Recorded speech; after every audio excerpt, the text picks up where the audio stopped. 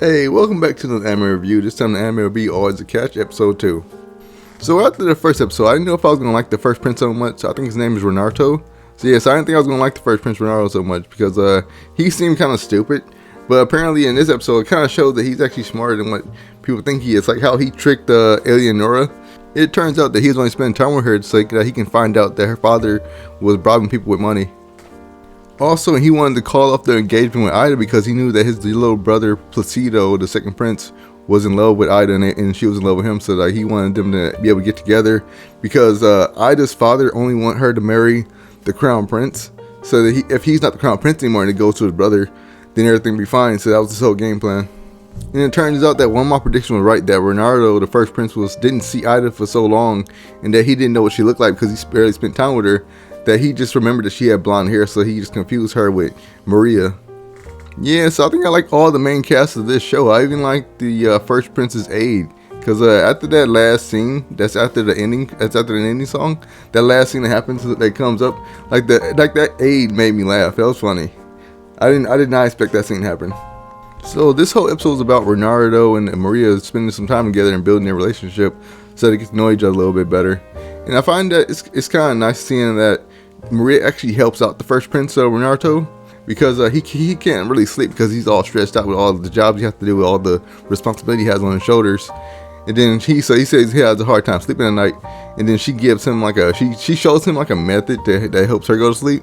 But instead, like, it just calms him down. And like I guess he kind of gets feelings for her, because like he says that he thinks about her every time before he goes to bed.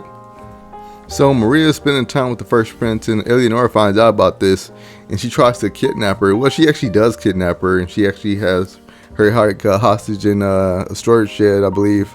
But she tries to somehow Maria undoes the ropes. Like, she actually do it very easily. It doesn't even show how she does it, but she just breaks out of the ropes like it ain't nothing.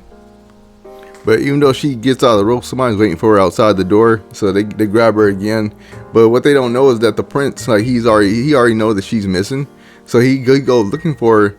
But even though the prince, he doesn't really do anything, he just kind of arrests the people, because Maria, she's able to handle herself. She just beats up all the people. But the crazy part is, I was thinking that she could have did that from the jump. When she got out the carriage, she could easily just start swinging on people and just knock them out. I don't know why she let herself get tied up for. So the first prince pops up out there after she knocks everybody out, and he's like, "Oh, I've seen the whole thing." So Maria's like, "Oh man, I can't get married now," because she's not really feminine, because she's a martial artist and all that. But that's what they said, that she was the heir. She was the next head of the family. She was appointed to be next head of the family because she's the best fighter out of all of them. So that's actually an interesting detail, because she's the youngest of all of her sisters. So at the end of the episode, the prince, he got Maria in the lap in the carriage and all that, and she's saying why am I sitting in your lap and all that, and he just ignores her and just keeps on talking, and he eventually proposed to her, and now that caught me off guard. Now I didn't think they was gonna do that until episode 4 or something, but to do that in episode 2, it's okay, this show kind of moving along kind of fast. Yes, I'm really enjoying the show so far. It might be one of my favorite shows that came out this season. Anyways, this is my review for Always a Catch, episode 2. If you liked this video, leave a like. If you enjoyed this episode, or if you didn't like the episode, leave a comment what you did and what you didn't like, and subscribe if you enjoyed my content. Alright, I'll catch y'all next time. Take care.